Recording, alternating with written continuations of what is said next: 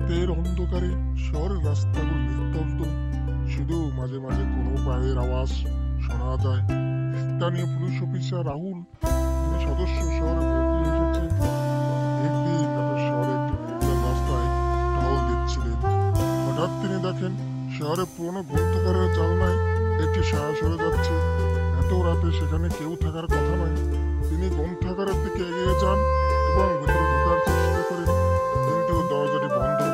ছেলেটা শহরে এক প্রভাবশালী ব্যবসায়ী নিখোঁজ হয়ে যায়। পরের দিন শহরের লোকজনের মধ্যে ভয় উদ্বেগ ছড়িয়ে পড়ে।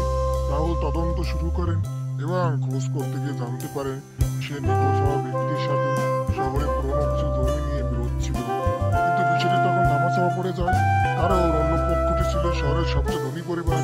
রাহুল তার অনুসন্ধান চালিয়ে যান এবং পুরনো গ্রন্থাগারের ভেতর ঢোকার একটি গোপন প্রবেশ পথ খুঁজে পান।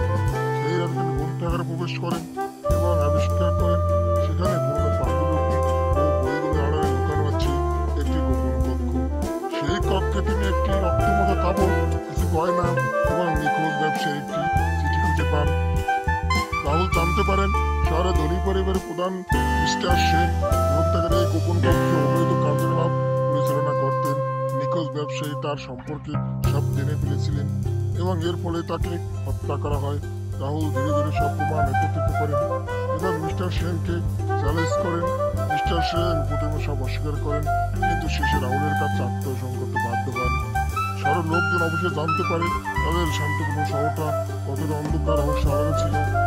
রাহুলের সতর্কতা এবং সাহসের কারণে মিস্টার সেন গ্রেপ্তার হয় এবং শহরে শান্তি ফিরে আসে। কিন্তু গ্রন্থাগারে সে আজও মাঝে মাঝে দেখা যায় যেন সে